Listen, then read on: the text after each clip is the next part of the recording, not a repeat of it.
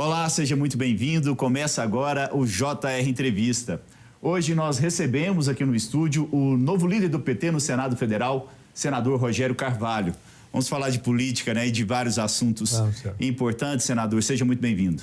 Obrigado. Satisfação estar aqui com vocês. Bom, vamos começar falando sobre a agenda legislativa proposta pelo governo, que o senhor vai ter a responsabilidade, em parte, junto com os outros líderes do Congresso Nacional, de liderar no parlamento em 2025.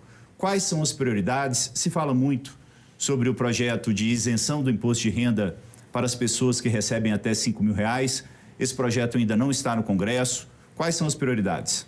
Bom, nós temos a reforma tributária sobre a renda, que inclui a isenção até os R$5.000, que deve ser encaminhado pelo governo este ano.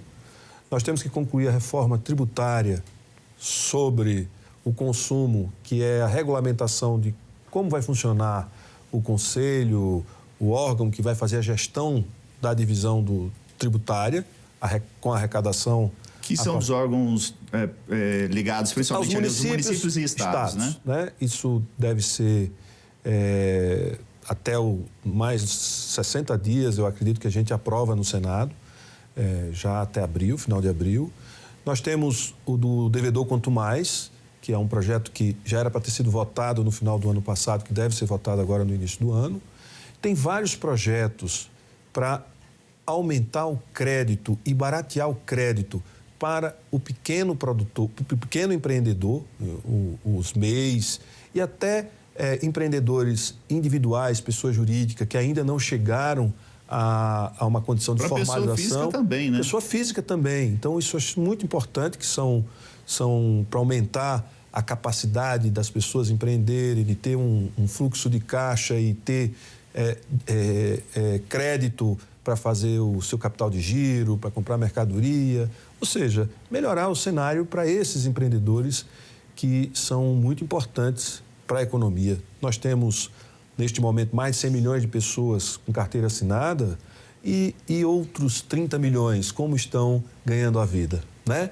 Então, é preciso olhar para este público de forma objetiva, com projetos que possam também ter o Estado auxiliando e ajudando para que essas pessoas se consolidem como empreendedores. Nessa questão da reforma sobre a renda, né, que vai ter a questão da isenção do imposto de renda até R$5.000, como que está isso dentro do governo? Nesse momento ainda continua a proposta em discussão pelo Ministério da Fazenda, já há uma sinalização da equipe do ministro Haddad para vocês de quando essa proposta vai ser encaminhada para o Congresso Nacional? Eu creio que até abril o governo deve encaminhar, final de abril no máximo, essa proposta deve ser encaminhada.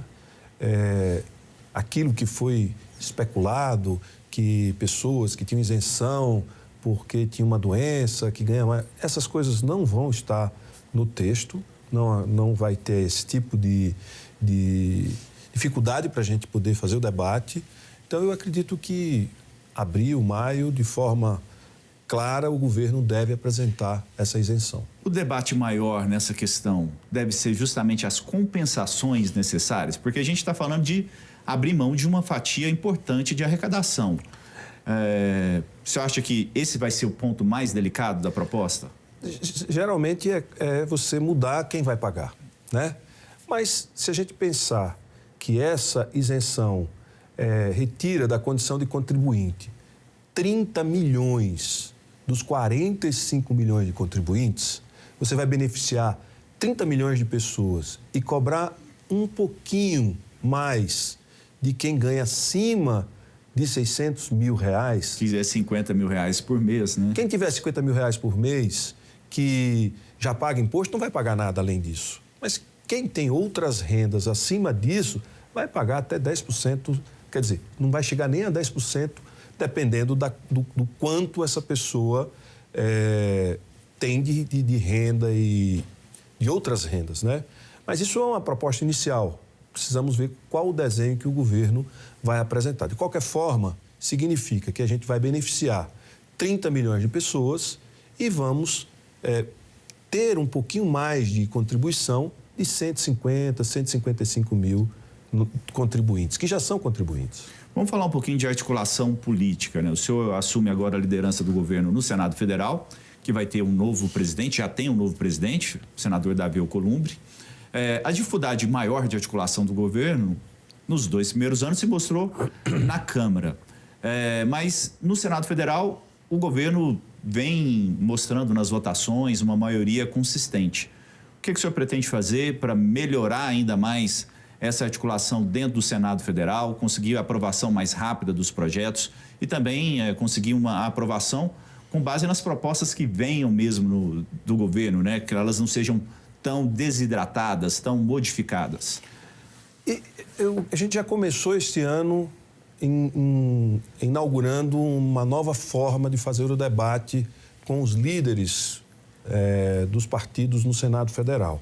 Então, já começamos ouvindo a agenda que o governo pretende apresentar, a agenda legislativa, ouvindo o ministro Haddad e a agenda econômica, ou seja, que a gente vai debater, para todos os líderes partidários. Eu acho que esse é um método que diminui as interpretações fora de contexto, melhora a integração dos líderes. Eu acho que esse é o melhor caminho. E contou com o apoio do presidente do Senado para que a gente possa, na reunião de líderes, com o presidente do Senado, a gente fazer a discussão com os diversos ministérios e as diversas equipes dos diversos ministérios e os diversos temas. Eu acho que isso é o método que vai ajudar bastante a gente a ampliar essa maioria e aprovarmos projetos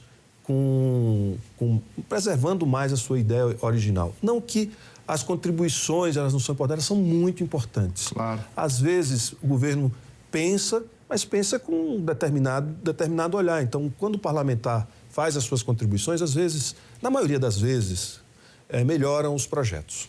Bom, vamos falar um pouquinho sobre a questão, além dos projetos prioritários, mas também é importante a gente falar sobre a questão da reforma tributária como um todo, nessa questão dos projetos prioritários. O senhor comentou aqui com a gente que nessa segunda fase tem a questão dos órgãos de arrecadação, né? Que vai ter uma mudança muito grande, mas vocês esperam que as mudanças, né, implementadas pela reforma tributária comecem a gerar um efeito positivo na nossa economia a partir de quando? 2027. Acho que a partir de 2027 a gente vai ter esse processo iniciando a sua implantação e a gente tem uma estimativa, né, de que o PIB pode crescer por ano, só por conta dessa reforma, em torno de 1%. Ou seja, isso é muito importante porque garante um crescimento sustentável até o final da reforma. Podemos ter um crescimento só pela reforma de 10% de crescimento do PIB, só pela reforma, pelo aumento da arrecadação sem aumentar a tributação, porque se em média se paga 34% de tributos no Brasil, vamos ficar em torno de 28%, 29%, no máximo, para alguns casos, 32%. Então, nós vamos ter aumento da arrecadação e diminuição da contribuição. Na visão do senhor, o grande salto nessa questão da reforma tributária pode ser o combate maior à sonegação? Com um maior combate à sonegação, abrir um espaço aí para a gente ter redução de impostos no país? Sim. Primeiro que a simplificação.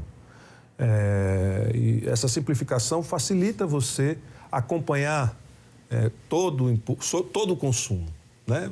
E hoje o governo brasileiro tem condição de ter o primeiro sistema 100% informatizado de arrecadação do mundo. Portanto, o que tiver por fora vai ser residual. Então, isso aumenta a arrecadação, porque vai ser mais eficiente, já vai diminuir de início a contribuição que o setor produtivo vai ter que dar em termos de tributos e abre espaço no futuro para a gente reduzir ainda mais essas alíquotas. Senador, o senhor assumiu a função de líder já com uma situação importante para resolver, né, que é a questão do orçamento da União, né, que ainda não foi aprovado pelo Congresso Nacional.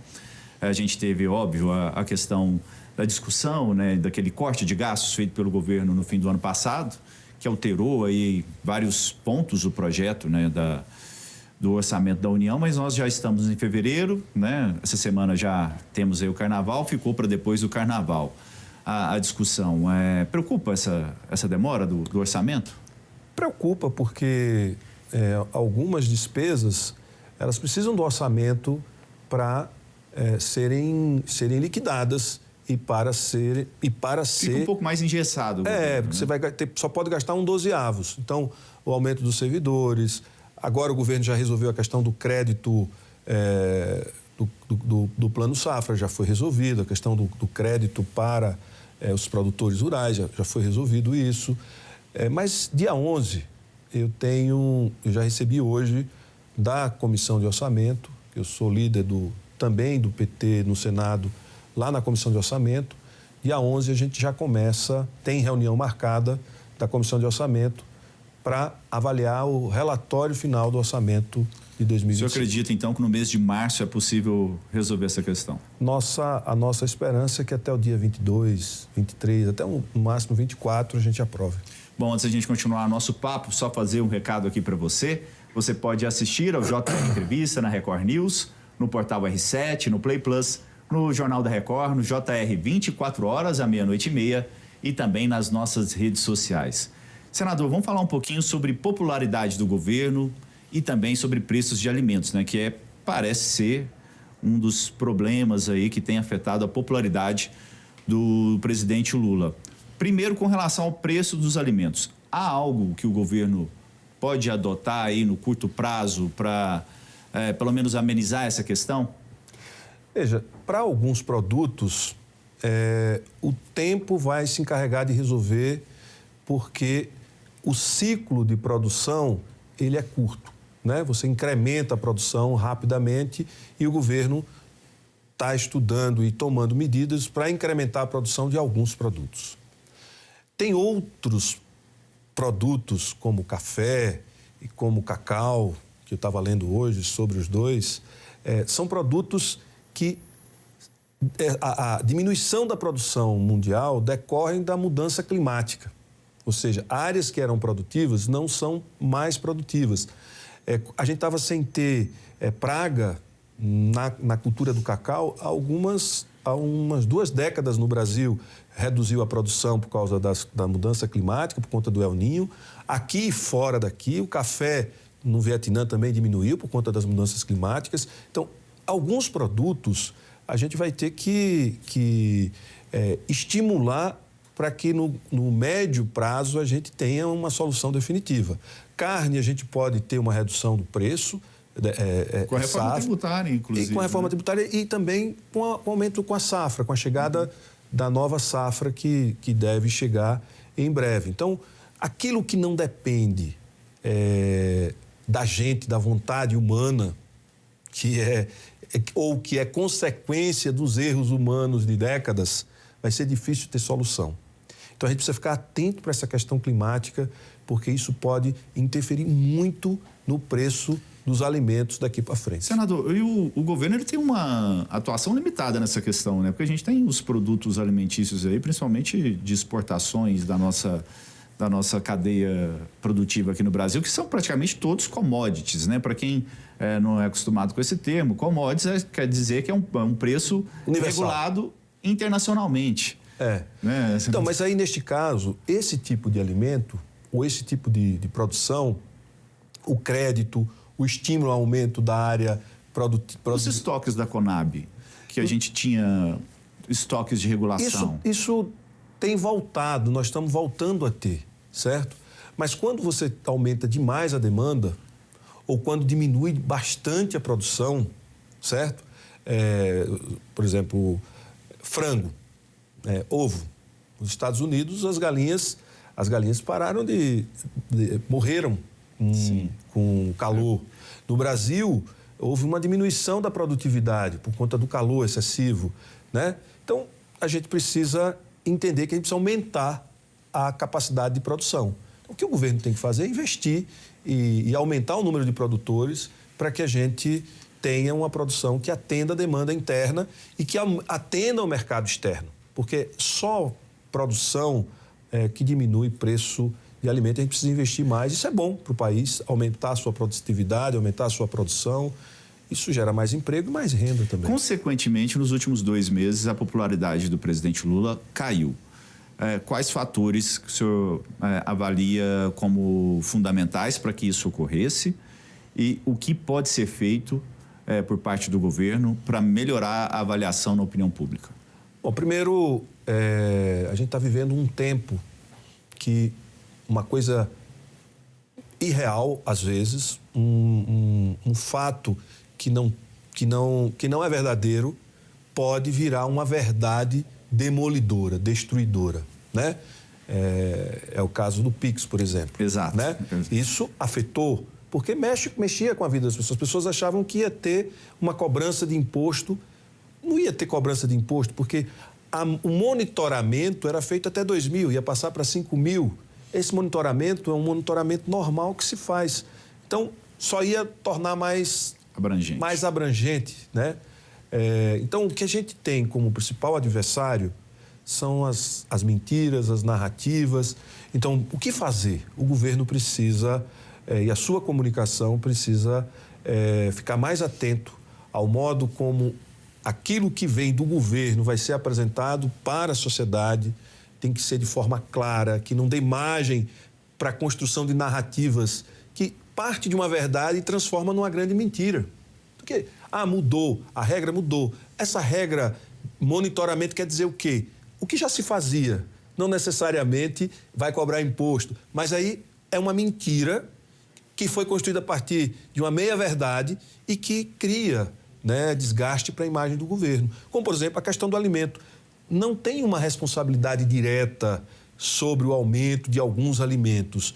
Claro que o governo tem que acompanhar isso e montar um gabinete que seja capaz de fazer essa gestão o tempo todo para não sobrecarregar, principalmente, a população de baixa renda, que depende muito dessa variação para poder ter acesso a mais ou menos alimentos, né? Então, eu acho que o governo tem essas tarefas. Você acha que é justamente por isso, por essa questão dos alimentos, que caiu a avaliação do governo do presidente Lula justamente nessa camada da população que a gente está falando, aí a camada da população que recebe ali até 2 salários mínimos, que é um grupo eleitoral que sempre foi ali uma fortaleza eleitoral do Partido dos Trabalhadores. Então, se você analisar que a inflação nos 2 primeiros anos do governo anterior foi quase 3 vezes maior do que a inflação nos 2 primeiros anos do governo Lula, a inflação sobre alimento na mesa, a gente vai ver que, em si, isso não é um fator, mas a exploração disso e como isso é explorado pode se transformar e se transformou num problema que o governo tem que acompanhar e tem que dar respostas que não sejam respostas evasivas, tem que ser respostas objetivas e que dialogue com o que as pessoas estão percebendo no dia a dia. Líder Rogério, também na avaliação do senhor, além dessa questão da comunicação, né, que até o presidente Lula trocou o ministro da área,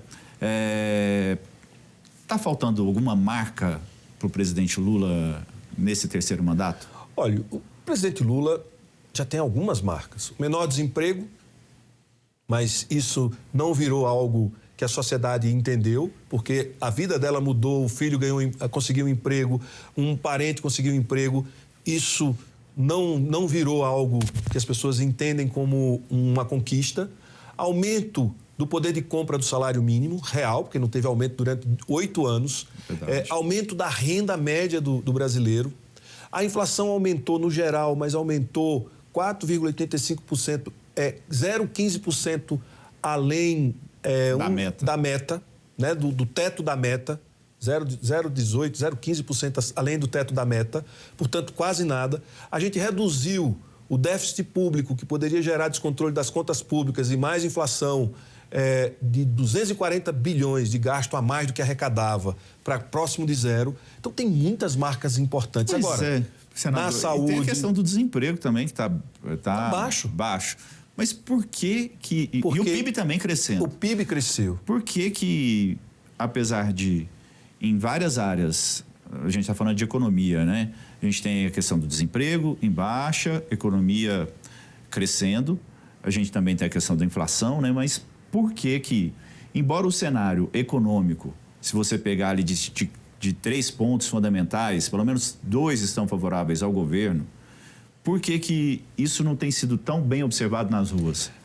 Eu diria que porque a comunicação conseguiu levar isso à população de uma maneira geral. Então, e também tem o seguinte, né? A gente está num mundo em que a comunicação ela tem outros atores e existe um grau de censura que a gente não sabe medir ainda daquilo que chega até a população, porque aqui eu sei que numa televisão, na mídia tradicional, no rádio, na televisão, é difícil você não revelar os fatos e fazer a censura contra algo que é evidente. Você mesmo está dizendo aqui, olha, isso aconteceu, diminuiu o desemprego, cresceu a economia, aumentou a renda. Por que não tem uma marca? A gente tem também a questão da inflação, né? A gente não pode deixar, tem vários outros pontos. Sim, mas vocês têm pontos positivos que poderiam ser melhores explorados. Mas você está dizendo isso aqui, sem censura, né? A gente não sabe até que ponto outras formas de difusão da comunicação privilegia outro tipo de informação em detrimento dessas, por exemplo. Então, cabe ao governo, no seu planejamento, rever a sua estratégia de comunicação, e o Sidônio já tem trabalhado nesse sentido para melhorar a comunicação e chegar mais próximo da população. E acho que a gente precisa investir bastante na comunicação tradicional. Ainda é uma força grande, tem credibilidade, é respeitado, não é de ouvir falar, tem integridade, percebe? Então, a integridade, ou seja, a qualidade da informação, ela está ali posta, porque vocês estão sob o escrutínio da justiça, de vários instrumentos. Então, eu acho que a gente precisa investir bastante nesse segmento para melhorar a imagem do governo e apresentar entregas. O governo precisa entregar mais em outras áreas, está entregando bastante na saúde. Nós temos o maior programa de transferência de renda da história do Brasil. Dá mais de 200 bilhões por ano.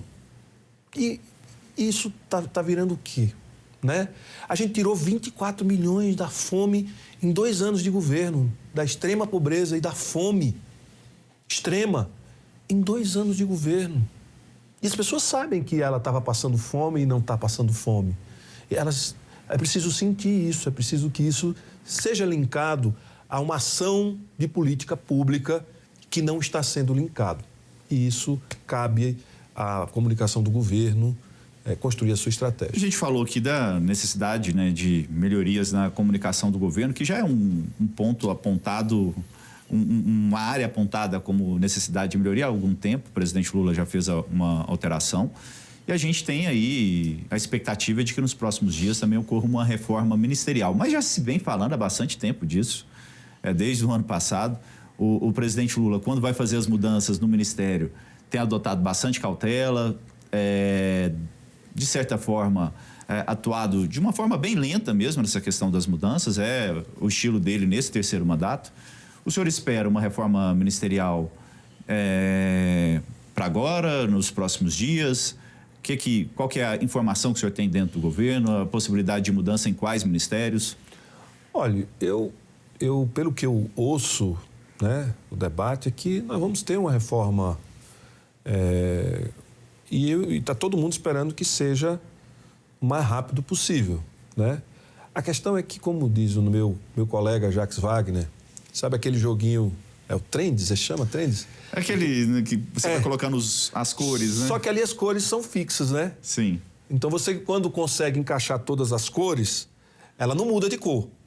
No governo, quando ele consegue encaixar a cor, o verde ficou amarelo. Aí ele não consegue mais, aí tem que voltar tudo de novo. Então é um quebra-cabeça muito difícil fazer uma reforma que, ao mesmo tempo, garanta que a gente vai ter maioria no Congresso e que a gente melhore a capacidade do governo de se mostrar para a sociedade e mostrar para a sociedade aquilo que o governo vem fazendo, já fez e que vai fazer nos próximos 2 anos. Rapidamente, deixa eu ver se eu captei. É preciso também que os ministros sejam bons em governança. Sim, todos precisam ser, né? Senão a gente não entrega, a população não vai entender. Todos precisam ir para o front, dar a sua contribuição mostrar o que está sendo feito para que a sociedade possa ter essa clareza, porque também a sociedade fica no meio de tanta informação e desinformação, às vezes, é difícil você formar uma opinião sobre um governo. Então, todos precisam dar a sua contribuição. Bom, nós vamos continuar com esse assunto daqui a pouco. O JR Entrevista vai para um rápido intervalo e na volta a gente continua conversando com o novo líder do PT no Senado, Rogério Carvalho. Não saia daí. Estamos de volta com o JR Entrevista. Aqui com a gente o novo líder do PT no Senado, senador Rogério Carvalho. Para a gente encerrar essa questão da reforma ministerial, quando que começa? Como estão os bastidores? Tiago, eu diria que uma reforma, ela não começa quando anuncia. Já começou todos os movimentos para o presidente poder anunciar uma reforma. Então, eu acho que, sendo mais objetivo, eu acho que depois do Carnaval, provavelmente ele deve anunciar já algumas mudanças. Senador, a gente também não pode deixar de falar sobre a denúncia da PGR, né, da Procuradoria-Geral da República, contra o ex-presidente Jair Bolsonaro, né? Ele sendo acusado de liderar uma suposta tentativa de golpe no país. Como vocês receberam isso dentro do PT? Isso vai ser explorado por vocês de que forma? Também tem a questão dos parlamentares de oposição que defendem um projeto de anistia no Congresso Nacional. O senhor acha que há possibilidade desse projeto de anistia avançar? Eu acho que, primeiro, eles precisam provar a inocência para falar em anistia, né? Eu acho que essa é uma questão central. Para nós, é fundamental que uma tentativa de golpe, com todos os elementos, eu participei da CPI do 8 de janeiro e fui vítima de espionagem pelo Braga Neto, quando ele estava lá na Secretaria de Governo, na CPI da Covid. Eu recebi visita no meu estado de oficiais do Exército, de um oficial do Exército, para saber sobre a minha vida, sobre o meu dia a dia. Então, nós não estamos falando de algo inocente, nós não estamos falando de uma ação inocente. Houve sim uma tentativa de golpe, houve uma trama para matar o presidente, matar o vice-presidente, matar um ministro do STF, que era presidente do Superior Tribunal Eleitoral. Então, nós não podemos deixar que, e dentro do PT, o que a gente discute é que isso não pode, de novo, ser esquecido, como esquecemos ou como foi esquecido os responsáveis pelo golpe militar de 64. Essa tentativa, ela tem a mesma gravidade, ele só não se materializou na sua plenitude. Precisamos acompanhar. Então, o senhor acha que esse é um tema que vocês pretendem levar para 2026? Até agora, o presidente Lula tem se colocado como candidato à reeleição, o mais importante para 26 não é essa questão. Essa é uma questão para a gente tratar o tempo inteiro para garantir que a democracia continue sendo o nosso sistema de governo e de organização da sociedade. A gente precisa continuar sendo uma sociedade democrática.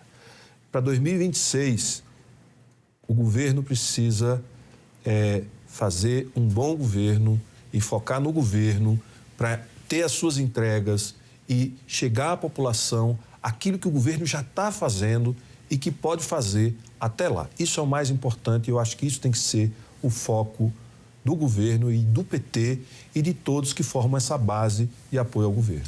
Tem uma questão muito interessante, a gente percebeu, por exemplo, nas eleições americanas, que foi com relação à idade do ex-presidente Joe Biden, na época presidente dos Estados Unidos. O presidente Lula também vai chegar em 2026 com 81 anos. Como vocês pretendem lidar com isso para uma disputa de reeleição? Porque vai ser um tema trazido, com certeza, pelos adversários do presidente. Como vocês pretendem lidar com essa questão? Veja, o presidente Lula está bem de saúde, né? Ele teve um acidente, superou as consequências do acidente, ou seja, está com a saúde perfeita, tem vigor, a cabeça está funcionando numa velocidade extraordinária. Então, o que importa neste momento para o Brasil é que a gente tenha capacidade de fazer este país ser o gigante que ele é. Nós não podemos mais ficar esperando pelo país do futuro. E eu acho que o presidente Lula e esse governo têm trabalhado para esse país do presente. Reforma tributária, ajuste fiscal para valer, né? Educação, tendo investimento de verdade. São 500 mil jovens que abandonavam o ensino médio e o ensino fundamental, né? Agora com pé de meia, que vai ser pago a primeira parcela agora para quem conclui, vai ser pago agora. Então, eu acho que ele tem todas as condições para fazer o debate e mostrar o vigor da sua jovialidade nas ideias e não cronológico. Porque tem um monte de gente jovem, com a cabeça muito atrasada, muito desconectada do que a gente está vivendo neste momento. Para encerrar, senador, o ano de 2025 é fundamental para o governo e o avanço, principalmente nas eleições municipais do ano passado, dos partidos de direita e de centro, preocupa o governo? Veja, eleição nacional... É diferente, É né? diferente. Isso não é o mais importante. O importante é o governo... 25 é decisivo para o governo. 25. Para a gente é 25 até abril, maio de 2026, é o governo mostrar toda a sua capacidade de realização e todas as suas realizações. Se o governo conseguir fazer isso, já está aí, já tem um monte de coisa feita.